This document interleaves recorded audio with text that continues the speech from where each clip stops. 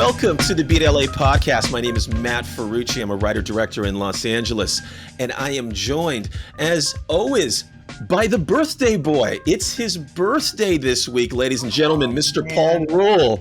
Paul, how you feeling? Feliz cumpleaños, me, I guess. All right. 5 years of high school Spanish. I was only in high school for 4 years, Matt. 5 years of Spanish. I took a year in college. I'm doing okay. And I just got back from Mexico, actually. Friend of the pod, Aaron White, just had a big birthday down there. We had a great time in Mexico. No, everything's good, Matt. Everything's good. You know, our podcast is kind of having a birthday, sort of. I think this is episode 20, right? Episode 20. How do we feel about that, Paul? Almost old enough to drink. Baby's growing up. Our good friend of the pod, Aaron White, celebrated his birthday in Mexico. Shout out to Aaron. You got some Beat LA merch coming to you for your birthday. You'll get that soon. Paul, I'm not going to say your age. I'm not going to razz on you, but happy birthday. And I did get you something as well, which I will give to you this week in Los Angeles. So something to look forward to. I'm vaguely terrified. Mexico good? I mean, the world traveler. Mexico good time? Is Mexico still Mexico? It was great. We went kind of outside of Cabo, kind of more like Todos Santos. There's a little place called the Cerrito Surf Town. You sit right on the beach. Place is great. I will say, if anybody's going there, just know ahead of time that you can't put the toilet paper down the toilet. That was the only thing that threw me a little bit. Of course, I didn't look at the sign closely, and then I found out the hard way. Anyway, but it's a good spot. Lots of tequila, lots of beer, lots of shrimp tacos. That's Aaron's brand, but it's also your brand right now. Folks, like Paul said, this is episode 20. Folks, a little house cleaning right now. You can watch this podcast. It's so much fun when you watch it. It's on YouTube. Check us out on YouTube, as well as listening to it on Apple and Spotify. On YouTube, you can see the clips. We cut clips in here, TV, film references, all sorts of good stuff. And you can see it visually. You can see what kind of shirt Paul's wearing. He's kind of blending in with a little camouflage today. My wife said that I'm bringing out the green in my eyes, man. I love it. Shout out to Kristen. If you don't follow us on Instagram, follow us on Instagram. We drop a ton of reels. You don't even have to listen to the podcast, and you can watch the podcast in 17 parts on our Instagram, as well as TikTok as well, if you're a TikToker who likes to go to TikTok for various reasons. All right, Paul. The Chinese government to know everything you're doing. All the Chinese government knows from my TikTok is I like to watch videos of people making fools of themselves, dancing videos, people getting kicked in the nuts. I actually don't subscribe to TikTok, even though we have a TikTok channel. That's how fucking paranoid I am. TikTok's fun, and it's also it's a death hole. I haven't read a magazine in bed in 3 years because of TikTok. You stop masturbating because of TikTok. Yeah, clip it, folks. I don't give a shit. So episode 20, I can't believe we got to episode 20, Paul. That must mean we're doing something right. In this week's episode, we're going to talk a little bit about the Warriors. Is the dynasty dead? What's next? We're going to talk a little bit about the Giants. Who knows what the fuck's going on with those guys? And then after that, we got a special guest coming in for the draft. The draft is this Thursday, the NFL draft. We got a Niners draft insider, our good buddy Chris Ferera. He used to play college football at South Dakota State. He's a diehard Niners junkie. And he's one of those weird anomalies, Paul. He's a guy that grew up in LA and he's a Niners fan. So there you go. Don't forget, LA didn't have a football team for a long time, Matt. That's right. USC was the NFL team for a long time. So hey, they're getting paid like that for sure. Yeah, exactly right. Give Reggie Bush his Heisman Trophy back. All he did was take a couple of televisions and a house. He didn't kill anybody like another USC running back. You know, I'm glad you brought this up, Paul, because actually I didn't put this in the show notes, but I had a couple of listeners that actually said to me, "Are you and Paul going to talk about the OJ Simpson sort of story?" And I think we should touch on it really quickly. A San Francisco guy. He grew up in Hunters Point. He went to Galileo High School, right down the street from us in the marina. Here's the thing. Paul and I are of a certain age. Paul, I remember this viscerally. I'm going to give you my sort of experience with OJ, and then I want to hear yours. I just finished my freshman year at college, and I remember watching the OJ chase live. After I played a softball game, I watched it on TV. I was fully into it. I remember when the OJ case happened, that full year, I watched that whole case. My summer job was working at Fox Television, and I worked in the tape room. It was still tapes. And me and 3 buddies, all we did was make tapes and deliver tapes all over the studio. And we watched that entire trial that summer on television. And then when the verdict went down, I lived 2 blocks away from the courthouse at the Metropolitan. I was a junior in college, and I remember we had all the windows open. Downtown LA went hush. And I remember when the verdict was announced, I audibly heard downtown erupt. So I was 2 blocks from where the verdict happened. What's your experience with all that? Where were you? I thought he was an underrated actor. Whoa! Oh, Frank, everyone should have a friend like you. I also can tell you that my best autograph as a child was an OJ Simpson autograph. I was playing in a tennis tournament in San Jose, right next to where the 49ers were having their like spring practice, or whatever the hell. Rockland. And he was there, and I went up to him, and he couldn't have been nicer, and he signed an autograph for me that I probably still have to this day somewhere in my childhood bedroom. And I also enjoyed very much all of the jokes and the memes, everything that came out this week. Most specifically, one I hope Nick will post here, where Norm Macdonald was at the ESPYs and did one of my favorite jokes of all time when I think it was Desmond Howard was winning the Heisman. So I won't ruin it, but cue the clip. Congratulations, Charles. That is something that no one can ever take away from you. Unless you kill your wife and a waiter, in which case... There was a great article by David Aldridge in The Athletic this week. If you want to encapsulate the OJ experience as sort of the ultimate American experience and kind of put a punctuation mark at the end of his story, I would go try to find that. But anyway, hey, look, and the other thing I can say, the guy did spend 10 years in jail. So at least, that was good too. No, that's a great point. I got to read that David Aldridge thing. Yeah. So let's get into, let's segue into the Golden State Warriors here. I don't know if that was a segue, but I'm just putting on my Warrior hat. Yeah, man. We'll play taps. I mean, yeah. There you go. I feel like we need to cut to the Hangover clip again. It happened again. Don't say that, please. No, this time we really fucked up. The Warriors bounced in the play-in. It was a very tough loss on Tuesday night. They got ran out of the gym by a much faster, younger team. Who then lost the next game. Yeah, Sacramento Kings. But it was literally their Super Bowl. The Kings, that was the biggest game ever because they wanted to beat their big brother finally, and they did. No, totally. Yeah, I mean, the really weird thing is, Paul, is, I do think our Warriors team this year was better than the team last year that got to the second round. It was a more well-rounded team. Kuminga emerged. They had a better record. And if Draymond doesn't get suspended, they're probably in the top 6, right? That's exactly right, Paul. I mean, we're a better team. And like you said, we had a better record. If we had won 3 more games, we would have been the 6th seed. Now you look at Draymond's getting suspended 16 games. If we won 3 of those because he did play, this would be a completely different conversation. They couldn't close either. I mean, how many fucking giant leads did they lose this year? Yeah, and you know what the sad part of this, Paul, is the one game, the one and out, we're not built for this. As we've known through the years, the Warriors are a team that does well in a 7-game series. We figure you out, and then we put the kill in eventually. And so, but yeah, that game on Tuesday, we looked old. We looked slow. You were coming at me with some Steve Kerr takes about being unprepared. And he admitted as much in his post-game season-ending presser that he's got to do a better job next year. The big takes coming out of that game, I mean, Keon Ellis, this guy, I thought was, puts on Malik Monk. He looks like Malik Monk, game of his fucking life. But all that being said, Klay looked like Philip Seymour Hoffman in Along Came Polly. Cue the clip. Let it rain! Rain dance! Let it rain! If that wasn't exactly Klay Thompson in that game, does Klay return? Here, let's just talk about Klay. I love Klay. I love him to death. I think he actually played so bad, he might be affordable for us. But I do think a big team comes in next year and it's going to throw dumb money at him. The choice is his. I threw a lot of talking points out there, Paul. What do you got? So one thing I say, everyone's talking about I'm not even answering your question. Everyone's like, oh, the dynasty is finally over. The Warriors, other than the one kind of dead cat bounce, and again, a championship's a championship, but basically they haven't made the playoffs in 3 of the last 5 years. They actually haven't been very good. They did have that one great year where they rolled 7. We won the title 2 years ago. I know, but they did it with getting Otto Porter, who actually had a good year and didn't get hurt.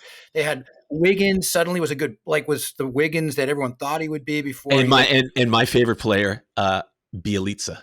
Continue. Yeah, exactly. They just, again, the dead cat bounce. And again, look, title's a title. By the way, the Giants game is on right now. So if I keep looking to my left, it's okay. Jung Ho Lee just hit a homer. So yeah, we'll talk about the Giants in a second. But anyway, look, I think the dynasty's been over, and I think we need to get over it. I just, part of my question is, where do they go from here? Because how are they going to be much better next year than they were this year? I can answer that question for you. And I think to your point, the dynasty is over, but let's just forget about it. That's in the past. When we went to, 6 NBA championships in 7 years, we won 5 titles, 8 years, 4 titles, 8 years. But now we're just something different. And I think we can still be a contender. I still think we can push this team. But next year, what do? I think we need to cut the dead meat. I don't even know if that's a saying, the dead money. We got to get rid of Andrew Wiggins. That's Andrew Wiggins, he's got about $88 million. And I say that because we got to either trade or release a bunch of guys. I think Kevon Looney's gone. We got to free up a bunch of money. It makes me sad. He's been a great warrior, but yeah. No, totally. But for instance, Andrew Wiggins, we have to free up money, Paul, to get a second star for Steph. Right. That's it. We keep the core, Dre, Steph, we got Pods, we got Kuminga. They're going to have to trade somebody. Wiggins, yeah, but Pods or Trace Jackson Davis. Well, they can't trade those guys because they're on a rookie deals. So we got that core. You can't trade guys on rookie deals? Well, I'm saying we got them for cheap right now. I understand. So my point is they're going to have to give up something to get something. True, but I think it's really about freeing up Wiggins because we got to get Steph. We wasted another Steph year. We got to get Steph a second starter, whether that's a Paul George or somebody else. And so that means Wiggins has to go. And I don't care if we get 30 cents on the dollar for him. I agree. But I hope Klay signs somewhere else. I mean, I love Klay. We all love Klay, the zen of Klay. But I think it's the big three thing, the remaining big three is also kind of a distraction, quite frankly. Yeah. It's I'm tired of talking about it. He's never going to be the player that he was. And I just think, and he's not worth the money. I mean, if he takes a massive hometown discount, great. But I don't think he's going to do that. I think his egos, all these guys have big egos, and he probably kind of wants to see how he'd do somewhere else. I don't know. We'll see. I know that's a good point, Paul. I think we get rid of Klay as well because we need that money once again to sign a second star to pair with Curry.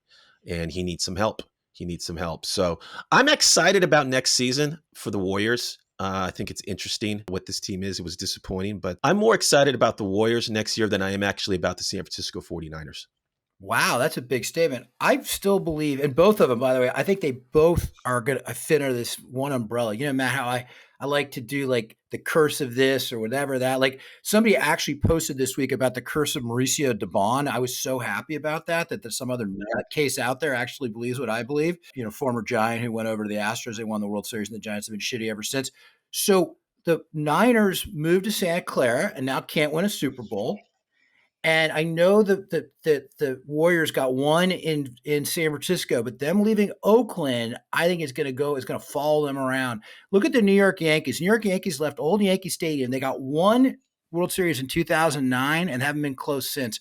I think when you fuck with the ghosts, it starts to fuck with everything. So I think that the Warriors and the Niners are now playing against ghosts because they left their old stadiums and their old fan base. I don't fuck with ghosts and they don't fuck with me. It's it's a really great thing that we have going on. Listen, when Paul brings out the Ouija board, things get real weird on this podcast. You did mention the Mauricio Dubon thing. That's it for the Golden State Warriors. I wish the Warriors were still in it. I wish we had something to talk about for the next 3, 4, 5 weeks, but we don't. That's the way the podcast game bounces sometimes. I'm pissed. They did this personally to the Beat LA podcast. We needed them to stay in the playoffs. We needed them to get up against the Lakers in the playoffs like they did last year. None of that happened, so fuck them. All right. Well, in that case, let's move on to the San Francisco Giants. Great Talk about segue, by the way. I got a thought on this one too. Keep going, Matt. San Francisco Giants were 9-12. We're floundering a bit. It hasn't really come together. There's a lot of things out there about, Yaz is playing like shit as far as from the bat. There's the Nick Ahmed thing. Blake Snell hasn't come around. He's perennially a late bloomer, but he's not getting any run support, which is pissing me off as well. The Giants are a big old mediocre team, but I'm still excited about them. I got some takes on the Giants, but right now, I'm still feeling positive. Like, let's see what can happen. The sky's not falling, but we look real. Our bats, talk about the bats being cursed. Holy cow, we have 1 home run in 8 games at AT&T. You lollygag the ball around the infield. You lollygag your way down to first. What's going on with these guys right now? Okay, hit that home run was Soler. And you were making fun of me last week when I said he's looking for a Soler power Endorsement. Endorsement.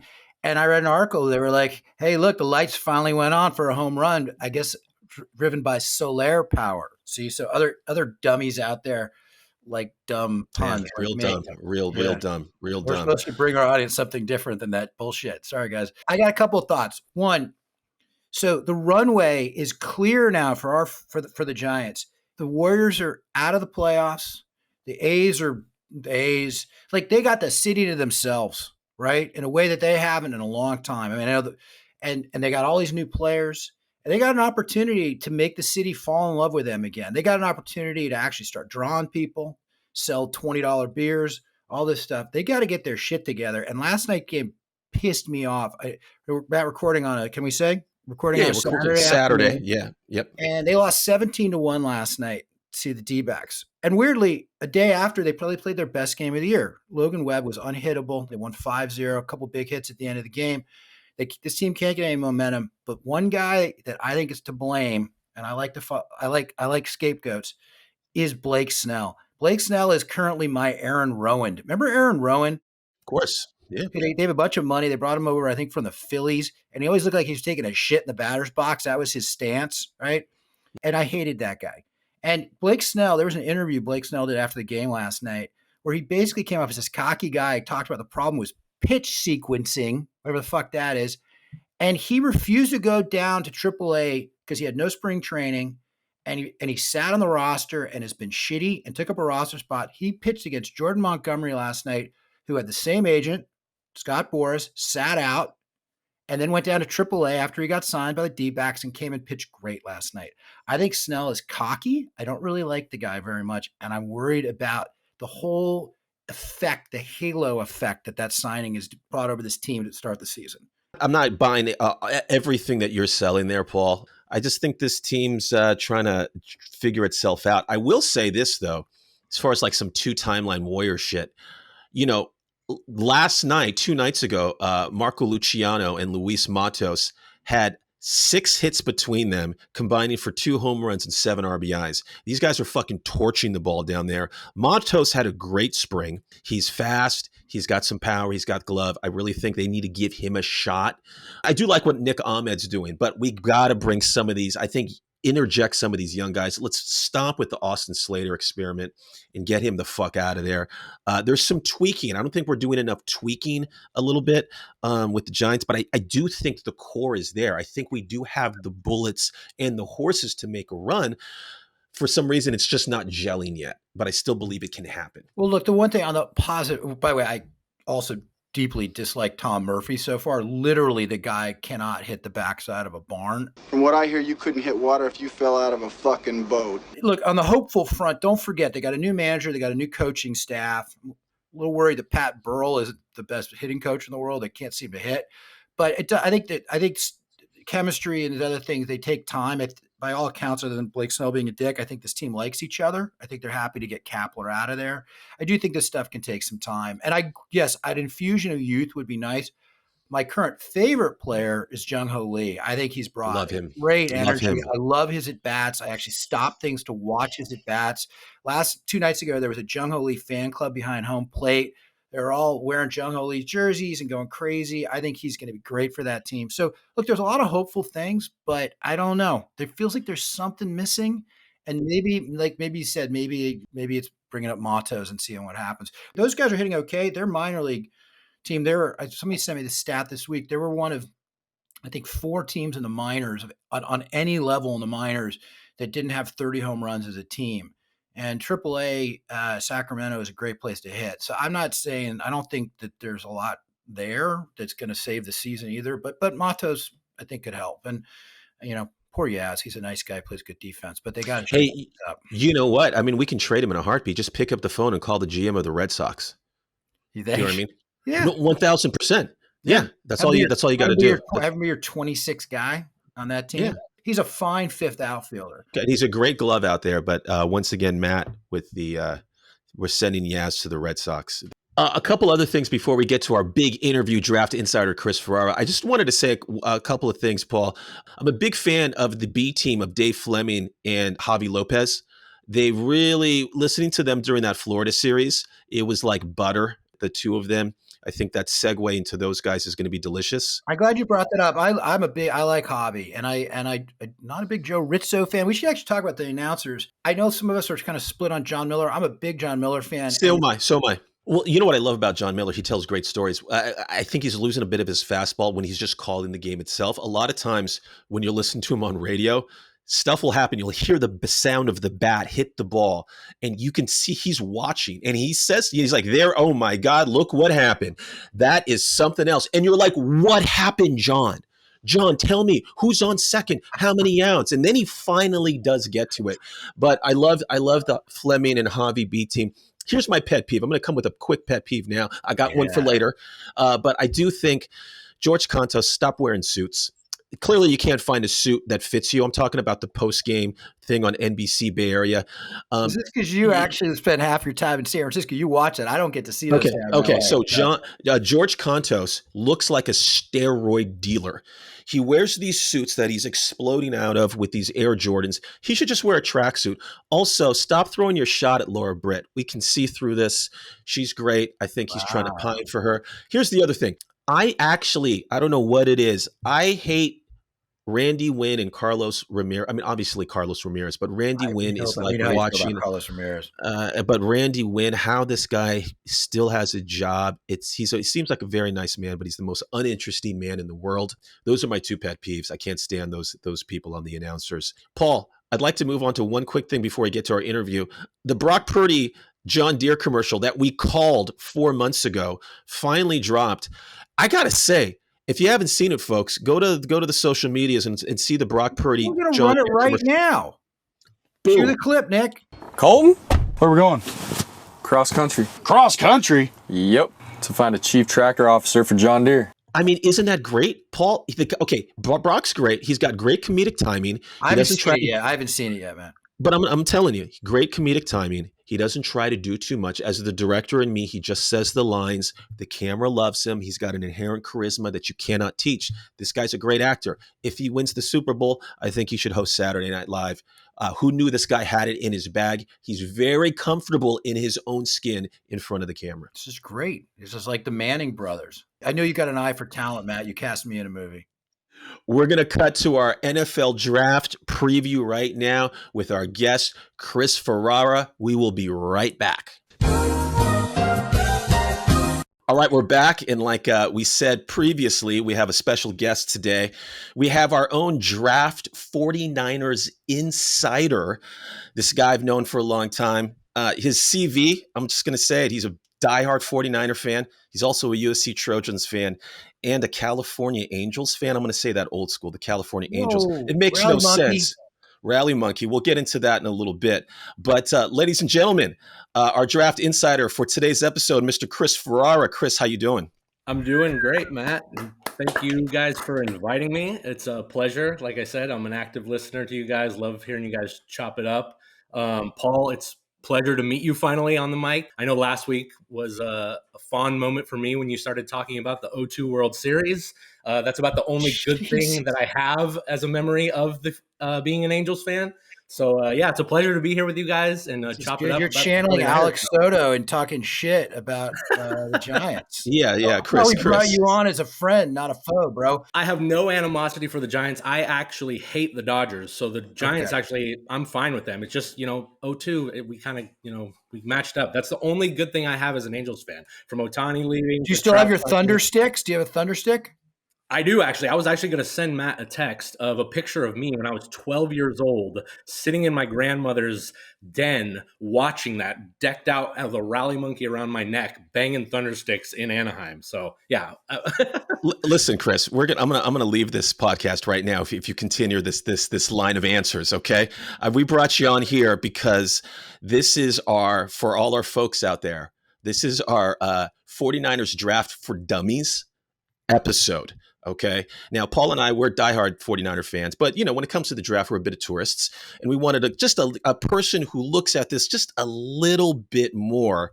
And Chris, as I didn't say this in the beginning, played a linebacker in college at South Dakota State. He knows a little bit more about X's and O's than we do. And from my text chains with Chris during the season, he always says things that I go, oh, I didn't see it that way. So that's why he's here. Paul, we've been talking about this draft coming up. The Niners, they have 10 picks. Now, we're drafting at 31 at the bottom, so it's hard to say we want this guy, we want that guy. But first question out the gate, Chris, what do we need? What do you want us to go? They say offensive line. Do we get Trent Williams' successor? That feels a little boring, but hey, it all starts in the trenches. Or do we need to go cornerback to pair with Ward, Lenore? It seems like deep in the playoffs, we're always getting burned in the secondary. What do you think the Niners are going to do, and what do we need? So the good thing about, I think, this offseason, even though it has been kind of an offseason of hell coming off a Super Bowl loss, is that you mentioned that we kind of brought back the band. We brought everybody back. Aside from really Eric Armstead leaving, everybody has re-signed, from the offensive line to basically the secondary defense. We have everybody down. So we can kind of go best player available. That's kind of, I think, is going to be the strategy. And sitting at 31, we can lay back, wait, see who falls, because I have a feeling this draft's going to be kind of crazy. There's potentially 6 quarterbacks that get taken in the first round and potentially 13 offensive linemen. It's a huge offensive line draft. So if we sit back, we could, maybe get that second tier offensive lineman, or because of all those quarterbacks, we might get, Kyle and John, they love their defensive line. And I know that's going to piss people off because we always draft defensive line. But I think with Armstead leaving, we could always bring a lineman in, or, like you said, go for the secondary, because we'll end up getting possibly either the second or third best corner in the draft. So I think best player available is the strategy. What did I tell you, Paul? I'm already smarter. I already feel smarter. How about you, Paul? You know what I would do? You're wearing your Kittle 316 shirt. Why don't we trade that first round number 31 pick for like 4 fifth-round draft picks? Because that's what we're good at. We're good at picking guys in the 5th round. Paul, I would love that strategy. I just heard a thing this week that said every 5th round pick that Kyle and John have taken since 2017 are still in the NFL playing, whether they're on the Niners or another team. So they just dominate in day 3 of the draft. So I would not be opposed to that, but I would also love to possibly get, a first round guy. We haven't drafted in the first round since the Trey Lance trade. It's been 3-4 years. So it would be nice to get. Did you guys go to the same college? Is he South Dakota State? Am I wrong about that? So he's North Dakota State. So he's just a little bit above. Sorry, I get my Dakotas wrong sometimes. Yeah. Hey, they dominated us all in the 2000s. One of them has Mount Rushmore. That's what I know. It's true. But I will say that we are the defending national champs in the FCS right now. So the Jackrabbits are the kings of FCS college football right now. So what I've surmised from your last take here is, and what's gotten me a little bit hard, okay, is best player available. I kind of want a cornerback. I want that fucking lockdown guy to drop to us, some guy on the fucking wings that can shut somebody down. That feels tasty to me. That feels real tasty. I was reading, this is where it's all over the place for our fans out there. Bleacher Report said we're taking a cornerback out of Oregon, same name, Kyrie Jackson. The Athletic says we're taking a defensive tackle, Jerzon Newton. Mel Kiper says we're going to go offensive tackle. And Peter Schrager went way out of the box and says we're taking a wide receiver. So what do you want? Do you want us to go corner, or do you want us to go O-line or D-line? What do you think? So I would have said I want us to go O-line to just prepare for Trent. You know, he's 36 years old, and just to get a bookend next to him at right tackle, and then potentially his replacement when he retires. But I also am fond of these corners. You're going to have a kid from Alabama by the name of Kool-Aid McKinstry potentially at the end, who a year ago... Kool-Aid? I'm sorry. Nick's going to have to clean this up, but Kool-Aid McKinstry, cue the fucking Key and Peele. Devoyne Shower Handle, University of Southern Mississippi. Hingle McCringleberry, Penn State University. Yeah, Kool-Aid McKinstry is a corner from Alabama. So he was coached under Nick Saban.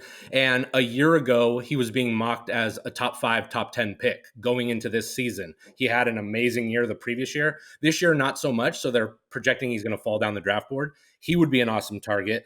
There's also a corner out of Iowa by the name of Cooper DeJean, who is going to be the first white corner drafted in the NFL since Patrick Sehorn, our USC boy. Okay, continue. You guys know a lot about white cornerbacks. I'm not going to get into why. They're an extinct species. It's like a white sprinter. Yeah, he's a potentially, you could see him falling somewhere in the back half of the first round, maybe falling out of it. So he would be a good prospect to target because he can also, because he's, sadly, because he's white, they're saying he's going to have to play safety, but he's actually super athletic. He could play nickel, you could have him be a safety. He sounds could like a John Lynch kind of guy. John Lynch was a tough white safety.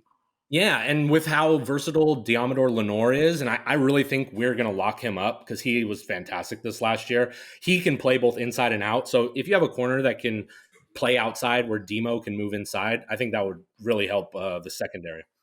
Chris, you just gave something to me and Paul, and you gave something to all of our Yahoo listeners to root for now. Now me and Paul are going to be watching Thursday night, rooting for Kool-Aid McKinstry from Alabama to fall to us at 31. He sounds cool. He's got a cool name. He's a cornerback from Alabama. That's all I wanted from this interview. That's all our listeners wanted, for us to key in on one guy that sounds fucking awesome, and it's Kool-Aid McKinstry. Paul, you with me on this? Totally. And what little research I did, I've been looking at the draft boards and the mock drafts, and you're the only one guy who came up with Kool-Aid McKinstry. So Beat LA's got a scoop here. Not to mention, imagine his name Kool-Aid and he's wearing those red Niner unis. Hey, Kool-Aid! Oh yeah, Kool-Aid here, bringing you fun. I hear they're going to get the new chrome domes. Have you heard about this? Adam Schefter broke this. How cool would he look in the new gold chrome helmets? Amazing. Yeah. So, hey, Chris, let's get to the sexy stuff that Beat LA is known for. We're not known for getting too deep into the analytics. We're known to getting into the sort of the gossip and the fun little shit. That's why people leading into my questions. I got a couple questions. Keep going, man. Okay. Well, this is what it is. Let's get to the fun stuff. Brandon Ayuk. All the fake journalists are talking about us taking the Pittsburgh's number 1 pick at 20, trading Ayuk. All of this stuff's all over the board. It's probably not going to happen until after the draft. All the run-up talk is there's not a trade's going to happen. That's what his agent says. What do you think is going to happen with this Ayuk stuff? Draft day? Is there going to be a draft day surprise? You can never count out a draft day trade, but I personally think it's just all bullshit. I don't think Ayuk is getting traded. They love him. They want to re-sign him. He is doing what any player should do, is try to gain as much leverage as they can. And just like last year with Debo, when they were, saying we were going to trade him to the Jets, and all the way until that first round finished, everyone was kind of like, are we going to do it? Are we going to do it? I don't think we're going to do it. I think this is the perfect guy that you keep long-term with Brock Purdy. They have such a rapport together. And I'm reading all these, clickbait articles from Steelers Nation and whatever. It's other fans thinking they can give you, like a second-round pick for your best player. It doesn't make any sense. And I don't think John and Kyle are going to get rid of Brandon. There it is, folks. Clip it, Paul. We're going to clip that one. We're going to get 2,000 views on that one right there. How hard are they going to go after Luke McCaffrey? Seems like that. It's like the fucking Giants. They had to go get the fucking Rodgers twins who suck. But right? I mean, they're going to go after him. Kyle loves this guy. He loves the McCaffrey family. He wants to be adopted by the McCaffreys. 100%. I think that's a big talking point in this draft is the legacy players. So you have Luke McCaffrey, you have Brendan Rice, who's Jerry Rice's son. You have Frank Gore Jr., who's Frank's son.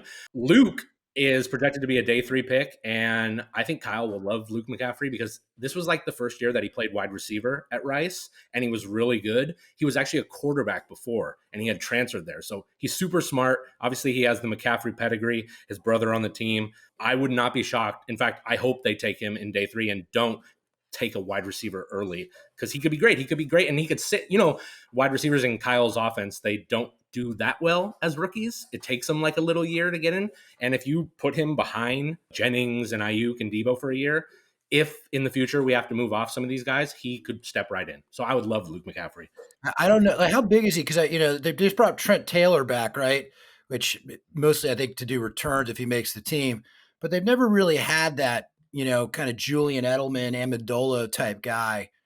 I don't know if McCaffrey's would fits that. I think he's a little bigger than his brother and everything. I think he could easily be kind of like this slot receiver. He's super athletic. And yeah, I think he would just fit in perfect. His measurements are 6'2", 198. So he's big. I just saw Matt nodding.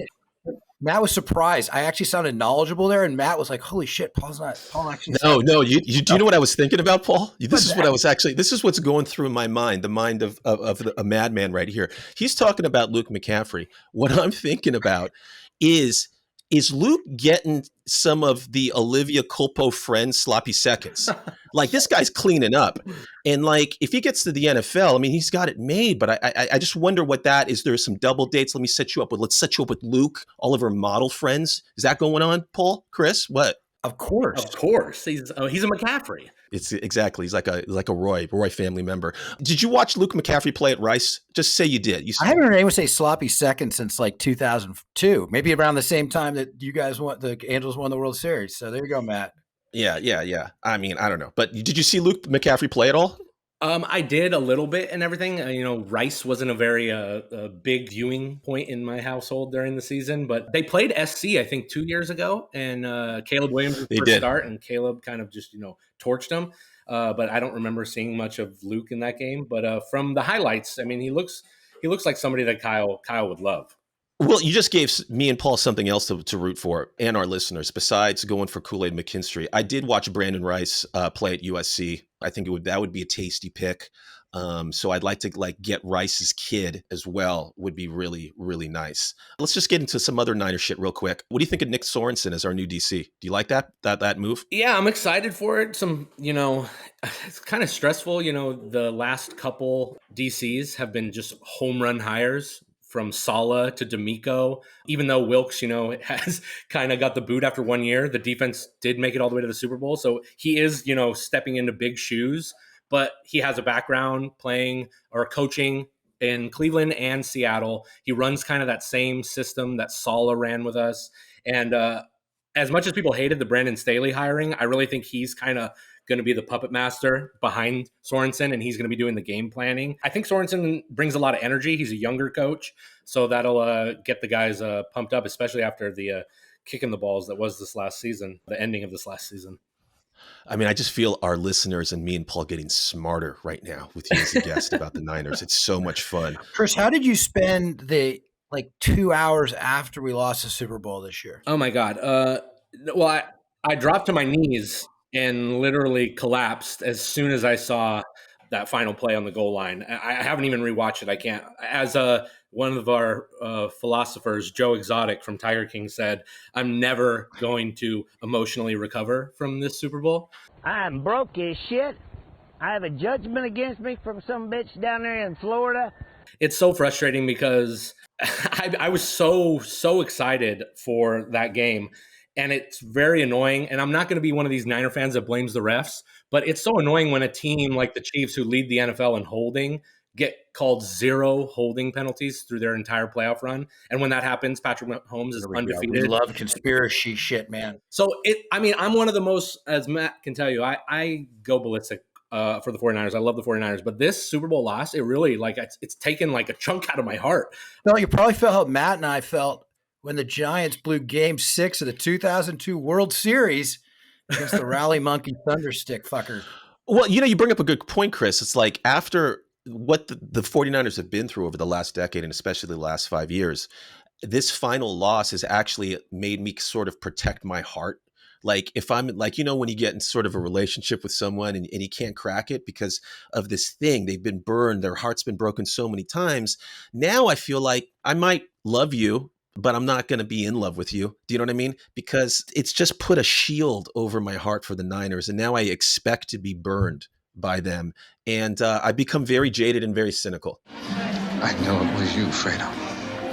You broke my heart. You broke my heart. I'm the exact same way, Matt.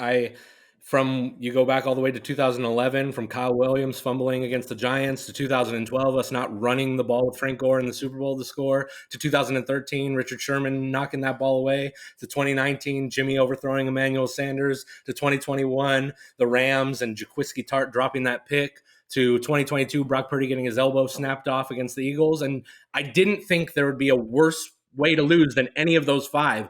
And then they went and did that against Kansas City and losing in overtime. We're going to cut to that clip in Airplane. Remember where the guy like hangs himself? I hope this hasn't been boring for you. It's just that whenever I start to talk about Elaine, I always get so carried away. I lose all track of time. We're going to do a suicide montage right after you did that. I want to put some fucking whiskey in my peppermint tea right now.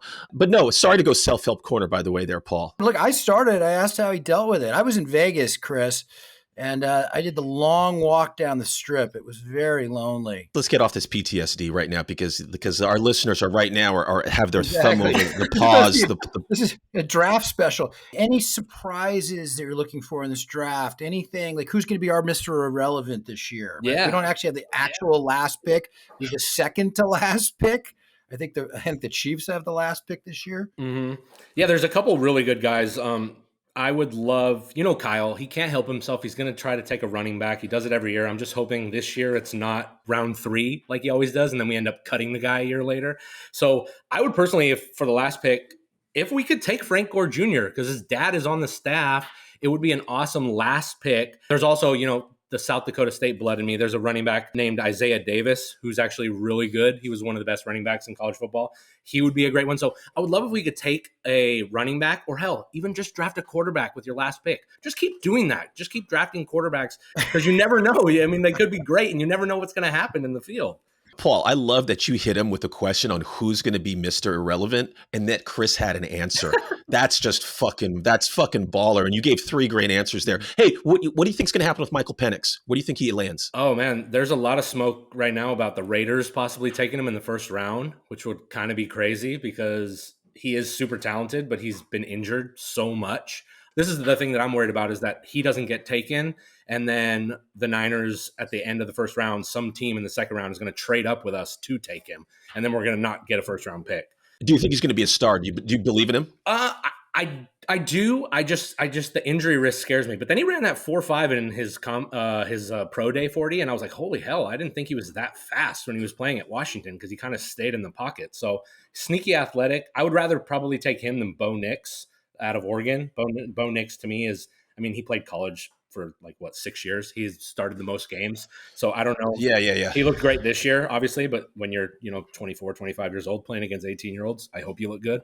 Chris, speaking of 40 times, I just want to say, just sidebar here, I still believe I can run an under 540. So I'm just going to say that right here on the pod, and maybe we'll do a remote podcast where we time me in the 40.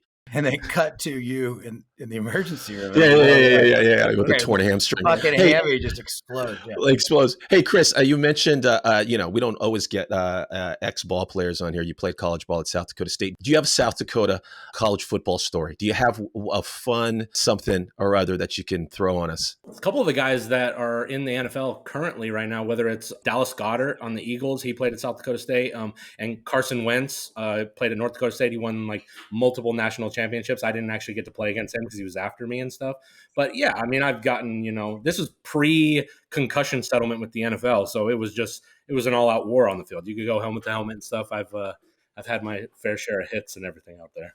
Are there actually, do you see any, they're the Jackrabbits? The Jackrabbits, that's right. Is that right? The Jackrabbits. Okay. I'm usually good with mascots. I don't know the Jackrabbits. Did you see any Jackrabbits? Were they any hazing? UC Davis, they push over cows, I guess, when they're sleeping. There's any like weird stuff happened with jackrabbits at South Dakota State? Not really. There's the jackalope myths and everything, but you see rabbits running around and everything. Nothing too crazy. We have the homecoming there is called Hobo Days. So it's all centered around kind of, being around outside and everything. So those are always fun and everything. But it's flat. When you say hobo, I thought hobo had been canceled. That's this is wait. Speaking of Hobo Days, is Andrew Wiggins the Grand Marshal of Hobo Days? That's my own personal thing, but we can move on from that. Yeah, after yesterday's game or whatever, 2 days ago, probably. Hey, Chris. Finally, Chris is also a cinephile. I've worked with him on a couple films I've made, and he's worked in production. We do the best things we saw. Do you want to throw out a rec to our people out here? What are you watching and what are you loving? Give us something. Cool. So I'm keeping up with everything, and I usually am a Netflix snob. I'm not a big fan of Netflix, but I noticed that you mentioned this last week, but I completely finished that show Ripley by Steve Zalian, and oh my God, it is, it might be a Mount Rushmore Netflix show. It is so good. The aesthetics, the black and white and everything, that one is amazing. So definitely check that one out. And then one I just finished last night on Apple TV Plus, Manhunt, about the assassination of Abraham Lincoln and the chase for John Wilkes Booth and everything. That's a really good one too. I love it. I haven't heard of that. That's way up my alley. That's great. Chris, you and I are both history majors, it sounds like. Matt doesn't really, Matt likes to live in the present. But. No. You know what? I like to live in the future. I know you do. And that gets me in a lot of trouble. Chris, I love that you mentioned Ripley. I'm going to talk about that later. I loved it. And, last week we had Steve Grochel on and he said 3-body problem and I eviscerated him for it because I thought that show sucked. So I agree with you. I want to check out Manhunter as well. Manhunter was a different show. That was Brian Cox, right? But it was a Hannibal Lecter. It was the first Hannibal Lecter thing, right? Yeah, with Logan Roy playing that, a young Logan Roy. Yeah. Chris, I just want to thank you for coming on. You've made Paul and I smarter, and you've made our listeners, whether they want to admit it or not, smarter.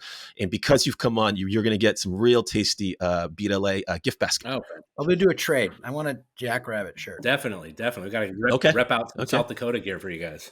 Well, Chris, we're going to have you on again and maybe do a little post-draft grades or when we get into the Niner season. But thanks for coming on with us, man. No problem, guys. It's a pleasure and everything. I listen every week. I'm excited. Usually this time of the year, I'm so amped for the draft and baseball season are back. So it's a great time, even if we're still licking our wounds and everything. And I'm hoping this was the final heartbreak and we finally get over the hump this year. Yes, sir. Thanks, Chris. Fourth time's the charm. Actually, they don't say that. Maybe we're just turning into the fucking Buffalo Bills. Hey, Chris, great job, buddy. Great meeting you. Thanks, guys. All right, we're back. That was a great interview with Chris Ferera talking NFL draft. What do you think of Chris, Paul? He was great, man. Like you said, I feel smarter. I forgive him for being an Angels fan. It's hard to actually still be mad at the Angels. I'm actually more mad at the Giants from 2002 than I am the Angels, right? Like I'm all about the self-loathing. But anyway, I thought Chris was great. I learned a ton. I can't wait to see who they pick as their second to last pick. I want to see if he got Mr. Semi-Irrelevant right. I know. And hey, listen, I'm all about Kool-Aid McKinstry now.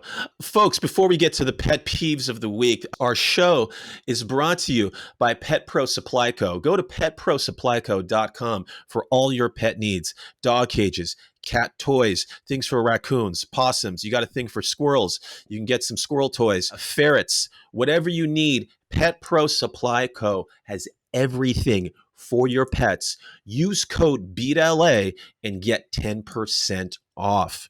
Paul, pet peeves. Do you got one for me this week? I already did my pet peeve. Although I was just having visions of Beat LA like dog sweater or something. We need like merch, not just for humans. So I just feed the mayonnaise to the tuna. Yeah, there you go, baby. Call Starkist. Take live tuna fish and feed them mayonnaise. Oh, this is good. Call Starkist.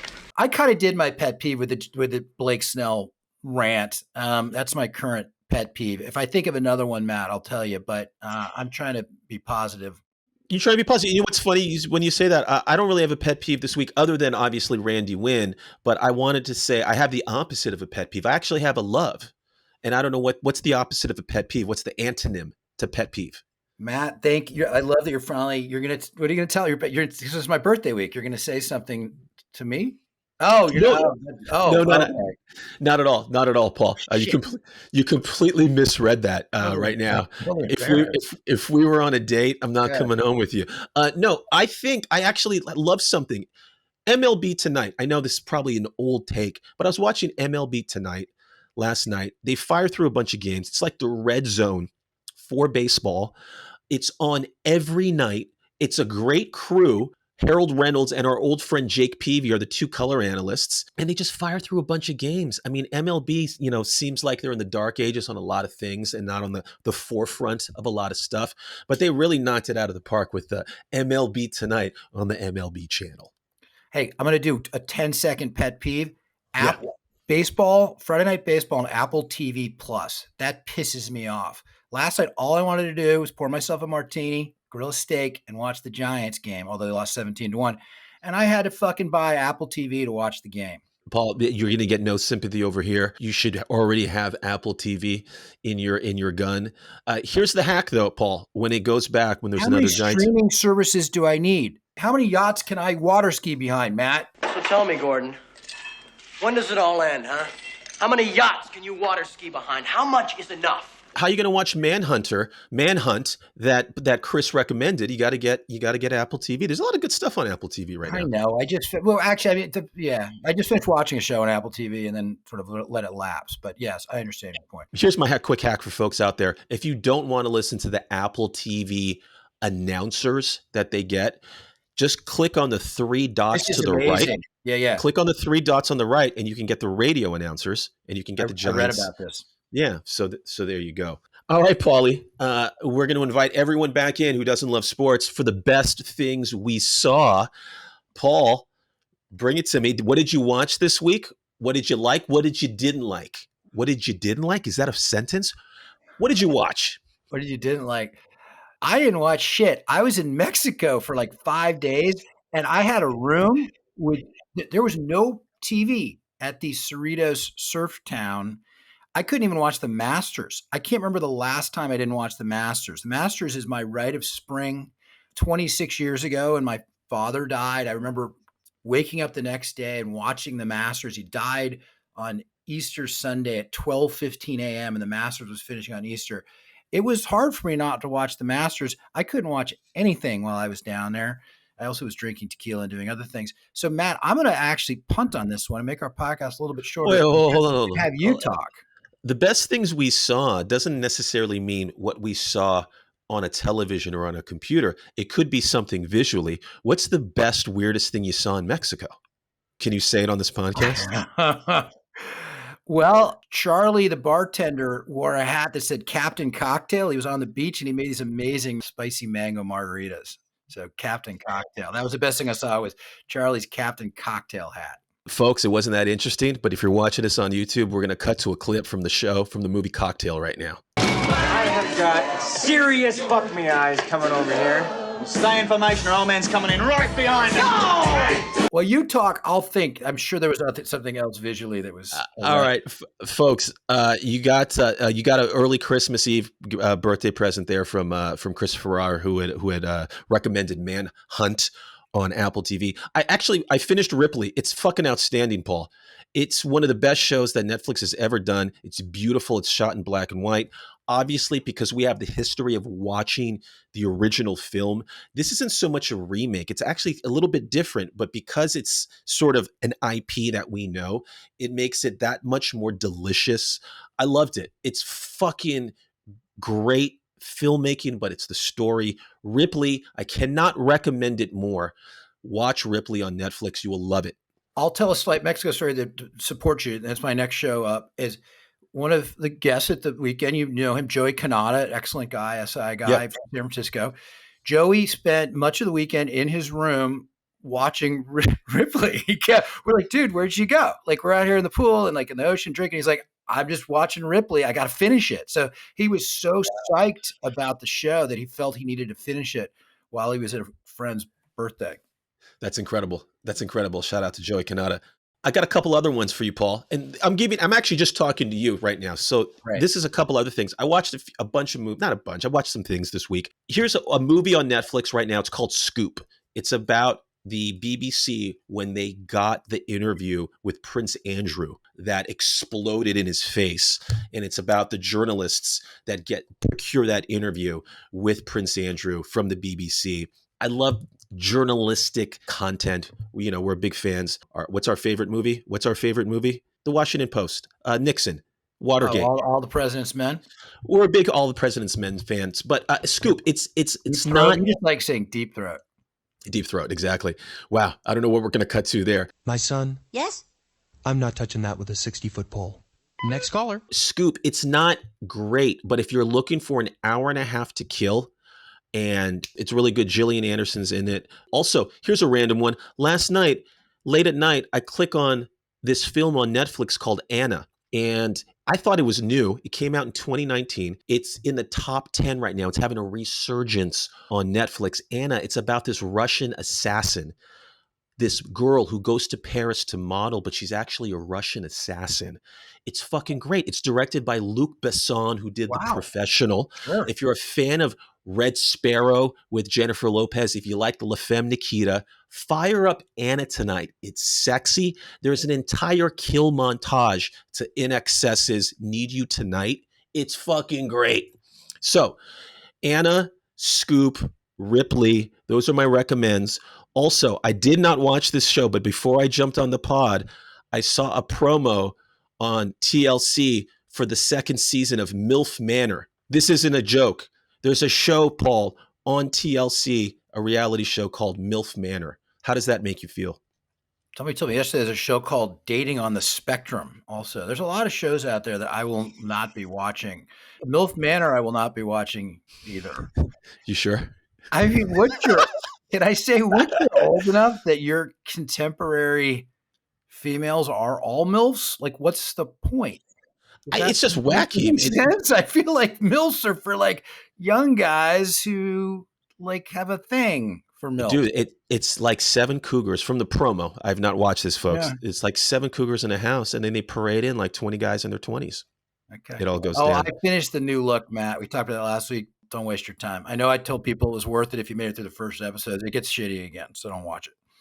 Folks, that was a extended podcast for you guys today. A little bit longer, but we're doing this every 2 weeks, so we thought we'd give you a little extra, some DVD extras.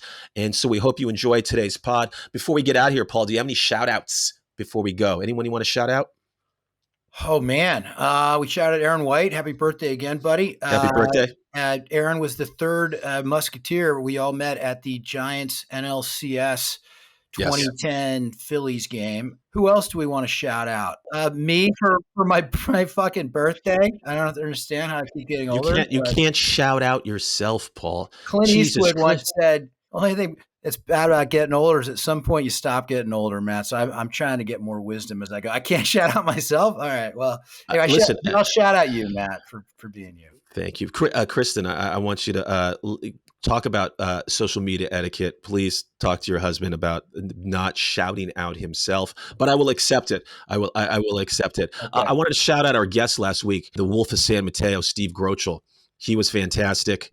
I got a lot of texts this past week who guys have really enjoyed the thunder that he brought to the show. So you were great last week, Steve. We really appreciated you. Paulie, we'll be back soon with the next Beat LA podcast. Anything you want to tease? Do we need to tease anything about the pod? No, we got a good guest coming up for that one too.